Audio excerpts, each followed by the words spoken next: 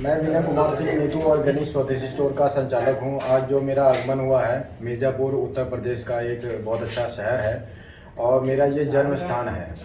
तो मेरा यहाँ आने का जो तात्पर्य है, यहाँ पे जो स्वदेशी शंखनाद ट्रस्ट के नाम से ये स्वदेशी केंद्र खुला हुआ है, इसके बारे में मुझे जैसे ही पता लगा तो मैं यहाँ पे आ गया।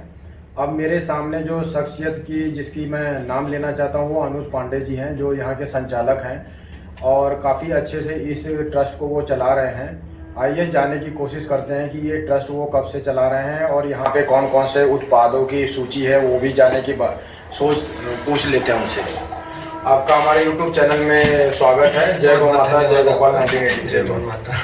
तो अनुज जी, आपने जो हमारे लिए आज समय निकाला है इस YouTube चैनल के लिए, जैसे कि लोगों का स्वास्थ्य अच्छा रहे और लोग जो गलत मार्गदर्शन पे हैं वो सही मार्गदर्शन पे आ जाएं, तो मुझे इस ट्रस्ट के बारे में बताइए कि इसका जो आपने इसको ओपन किया है, इसके पीछे क्या लक्ष्य है और आपके मन में ये ख्याल कहाँ से आया कि इसको खोलना चाहिए, और जो इसका नाम स्वदेशी शंखनाद ट्रस्ट है, यही नाम आपके जहन दिमाग में कैसे आया, इसके बारे में थोड़ा बताइए। बहुत अच्छा प्रश्न किया है आपने। सबसे पहले तो मैं बताना चाहता हूँ कि स्वदेशी शंखनाद नाम देने के पीछे जो हमारा उद्देश्य था वो ये था कि एक व्यक्ति हमारे देश में हुए आज से करीब 10 साल पहले, जिन्होंने हमारे देश की स्वदेशी नीतियों के लिए अपना जीवन कुर्बान कर दिया, जिनका नाम हम सब जानते हैं, आप भी जानते होंगे, राजीव दीक्षित हैं। उनका एक सपना था, उनका एक लक्ष्य था अपने जीवन में, और वो कहा करते थे कि मैं भारत को भारतीयता के मान्यताओं के आधार पर फिर से खड़ा करना चाहता हूँ, उस काम में लगा हुआ हूँ। लेकिन हमारा दुर्भाग्य कहिए, हमारे देश का दुर्भाग्य कहिए या इस समाज का दुर्भाग्य कहिए कि समय से पहले बाकी क्रांतिकारियों की तरह वो भी हम सबको छोड़कर चले गए और वो विषय, वो अभियान 2010 के बाद नहीं रुका पड़ा रह गया। 2017 में जब मैंने अपनी भेषज विज्ञान स्नातक पूरा किया, फार्मेसी, तो उसके बाद मैं 2017 के बाद गया करीब 1 साल के लिए राजीव दीक्षित जी के घर पे, जहाँ पर सेवाग्राम में मैं रह करके वर्धा महाराष्ट्र में बिल्कुल जमीनी स्तर से मैंने एक विचार जगाया अपने मन में कि नहीं, अब जीना है तो राजीव भाई के नियमों और विचारों पर जीना है, नहीं तो जी तो हर कोई रहा है जी। अगर इस कार्य के लिए, इस उद्देश्य के लिए मैं निकलता हूँ तो मैं कह सकता हूँ कि मैं वो काम कर रहा हूँ जो शायद करोड़ों में कोई एक कर सकता है। लेकिन अगर मैं कल को IAS भी बन जाऊंगा तो मैं केवल एक जिले को देख सकता हूँ, एक जिले की बात कर सकता हूँ। तो वो भावना को लेकर मैंने अपने जीवन का लक्ष्य बनाया कि राजीव भाई, आपका सपना केवल आपका नहीं है, आपके सपने को हम पूरा करेंगे और हम भारत को भारतीयता की मान्यताओं के आधार पर फिर से खड़ा करने के लिए काम करेंगे।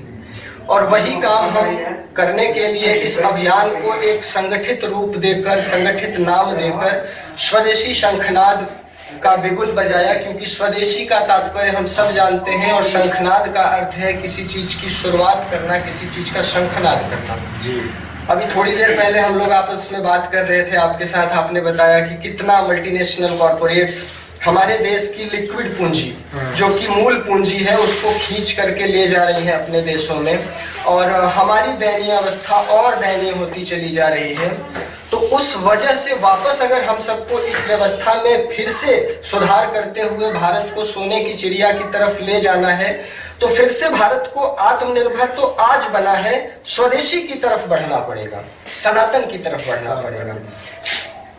बस इसी मेरे हिसाब से यही है कि अगर हम सनातन की तरफ फिर से बढ़ते हैं, जो कि हम एक उद्देश्य लेकर, एक विचार लेकर स्वदेशी शंखनाद के माध्यम से चल रहे हैं, अगर भारत के सभी भाइयों का सहयोग मिलता है, जैसा कि मिल भी रहा है हमें, हम जानते हैं कि इस अभियान में बहुत भीड़ नहीं इकट्ठा होगी, 100 लोग ही मिलेंगे, लेकिन वो 100 लोग 1000 के बराबर हैं, और आप जैसे साथियों का, आप जैसे भाइयों का सहयोग रहा तो जरूर यह काम आगे निश्चित रूप से आगे बढ़ेगा। मेरा अगला सवाल जो है अनुज जी से यही है, अनुज का मतलब आप बताइए थोड़ा सा।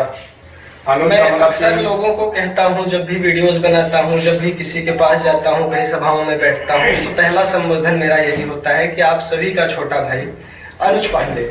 ये मैं केवल बात के लिए नहीं कहता हूँ, मैं वास्तव में अपने नाम का अर्थ बताते हुए उनका भाई बन जाता हूँ, बस यही अर्थ है, छोटा भाई। अनुज का मतलब जो मैंने इस वीडियो में पूछा है अनुज भाई से, ये सवाल नहीं था। ये मेरी जिज्ञासा थी। लेकिन मैं ये आप लोगों को बताना चाहता हूँ कि बड़े लोग जागरूक अभी नहीं हुए हैं, छोटे लोग जागरूक हो चुके हैं, हमारे जैसे लोग तो देश को या समाज को स्वस्थ रखने के लिए, बचाने के लिए कार्य कर रहे हैं। तो इसमें आप सभी लोगों का हाथ जोड़ के विनती है मेरा कि आप लोग आगे आइए और स्वदेशी चीज़ों को अपनाइए। जितना स्वदेशी चीज़ को अपनाएंगे, अपने भारत की सभ्यता, संस्कृति और इसकी आपको ताकत को आपको बढ़ाना है। तो मेरा अगला सवाल अनुज जी से यही है कि जब इस आपने संस्था का स्थापना किया तो वो साल कौन सा था, और इसके साथ में आपके साथ में और ऐसे कितने व्यक्ति जुड़ते चले गए, और किस किस तरह के व्यक्ति जुड़े और किन किन राज्यों से वो जुड़े, इसके बारे में थोड़ा बताइए। 2018 में जब 1 साल बीत गया, सेवाग्राम से हम लोग वापस आए तो लखनऊ में हमने सबसे पहली संस्था बनाई, राजीव भाई स्वदेशी आरोग्य ट्रस्ट, जिसमें मैं, मेरे सहयोगी रवि शुक्ला और मेरे अन्य साथी एक मिश्रा जी, दयाशंकर मिश्रा जी ने मिल करके उसका गठन किया। और वहाँ से कुछ हमने उत्पादों को बनाकर लोगों को देना शुरू किया। और एक गति पहुँचने के बाद 3 से 6 महीने के बाद वो पूरी संस्था हमने दयाशंकर मिश्रा जी के समकक्ष रखते हुए यह उनसे उम्मीद करी, अपील करी कि आप इस संस्था, इस कार्य को और आगे बढ़ाइए, हमें आगे निकलने दीजिए, बहुत कुछ अभी करना है बाकी। वहाँ से फिर हम अलीगढ़ गए। अलीगढ़ में हमने एक नई संस्था का गठन किया, वहीं के एक साथी के माध्यम से, जिनका नाम वैद्य दिनेश चंद्र शर्मा है, और उनके साथ गठन करके हमने पूरा स्वदेशी आरोग्य ट्रस्ट के निर्माण के साथ साथ कुछ नए औषधियों और उत्पादनों का काम शुरू किया। और पुनः फिर हमने उनको भी वही काम पूरा सौंप करके कि अब आप इसको अपने स्तर से बढ़ाइए और हमें तो आगे बढ़ने का आदेश दीजिए, क्योंकि हमारा लक्ष्य और बड़ा है। वहां से फिर मन में एक बात चल रही थी कि कितने दिन तक ऐसे जगह जगह भागकर, जगह जगह जाकर के काम को तैयार किया जाएगा। कोई अपनी स्टैंडिंग होनी चाहिए, कोई अपना स्थान होना चाहिए। वो समझते हुए, मुझे विचार करते हुए यह बात जहन में आई कि अपना जन्म क्षेत्र सबसे पहले और उत्तम स्थान हो सकता है, क्योंकि वहाँ की जलवायु आप जानते हैं, वहाँ की भौतिकता आप जानते हैं। पहले वहां से जागरूक करते हुए एक एक गांव, एक एक शहर, एक एक जिले को जागरूक करना होगा। उस दृष्टि से फिर हम लोग अलीगढ़ से मिर्जापुर आए, और मिर्जापुर आने के बाद करीब 2019 में हम लोगों ने स्वदेशी शंखनाद का गठन किया, और उसके बाद एक चिकित्सा केंद्र का गठन किया जिसका नाम स्वदेशी आरोग्य है, जो आप देख रहे हैं। और ट्रस्ट एक अलग तरीके से काम कर रहा है सेवा की दृष्टि में, और ये जो हमारा यूनिट है, ये हमारा यूनिट उत्पादों को देकर लोगों के स्वास्थ्य के लिए काम कर रहा है। तो हमने 2 साल हो गए इस काम को करते हुए, और हम चाहते हैं कि यह हमारा कार्य भारत का जो भी भाई स्वदेशी के बढ़ावे के लिए अपने मन में भावना रखता है, वो हमसे जुड़कर करे। हम उसको वो उत्पाद छूट के साथ, अच्छे रेट पर, अच्छी चीजें, अच्छी गुणवत्ता वाली उपलब्ध करा देंगे।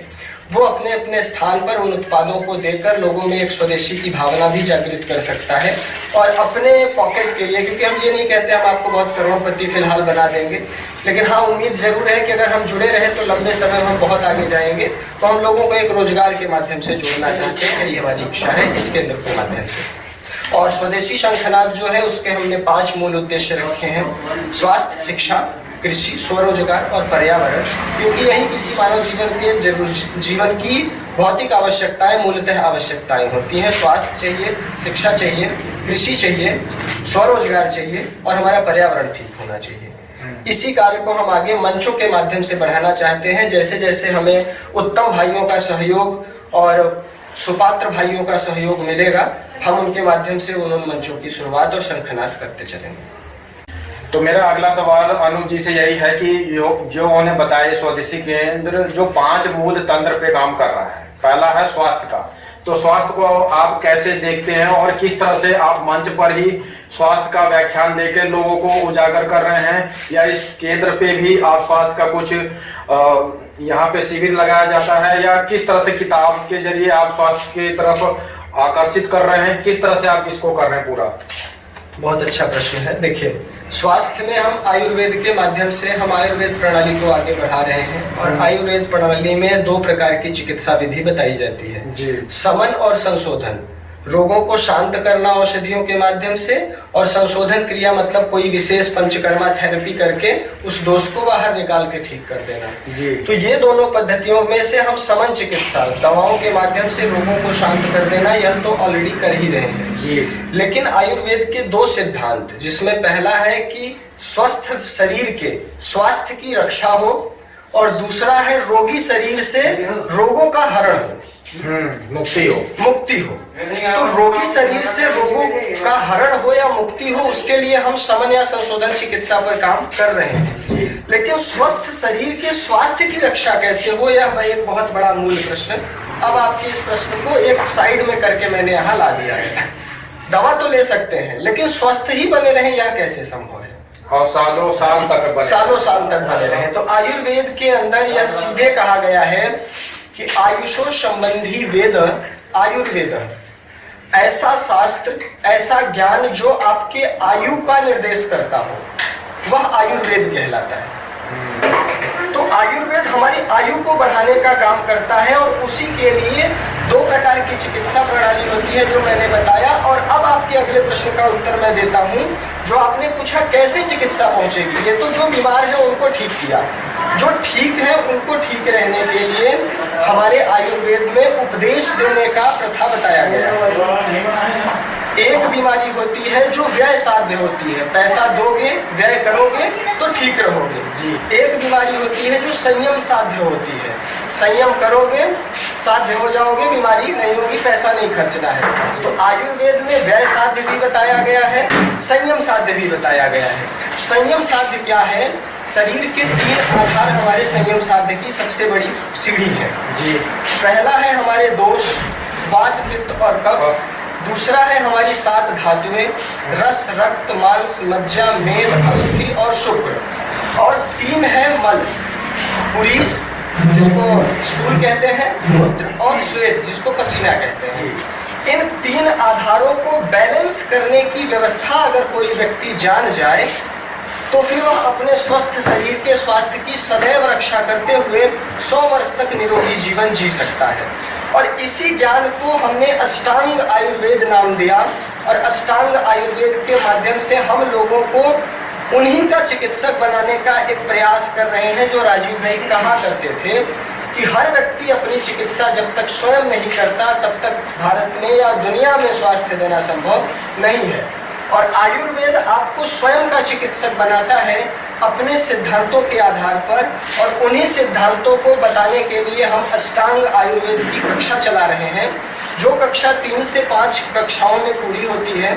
एक भूमिका की कक्षा होती है जो निःशुल्क होती है, और बाकी कक्षा 3 मुख्य कक्षाएं होती हैं, जिनमें हम करने के बाद इतना जान जाते हैं कि हम हमारे शरीर में क्या बढ़ रहा है तो क्या लक्षण होगा, क्या घट रहा है तो क्या लक्षण होगा, वात की क्या लक्षण है, क्या काम है हमारे शरीर में, रक्त आदि जो धातुएं हैं उनका क्या काम है, मन जो हमारे शरीर में है इनका कुछ काम भी है कि बिना काम के हैं, पसीने का क्या काम है। जब ये सारी चीजें हम समझ जाएंगे तो आगे की सिद्धांत और दिनचर्या जो कि केवल संयम साध्य है उसे भी हम समझ जाएंगे। और इसे समझने के बाद मुझे ऐसा लगता है कि हम भारत के लोगों के स्वस्थ शरीर के स्वास्थ्य की रक्षा कर पाएंगे और रोगी शरीर के रोगों का हरण कर पाएंगे।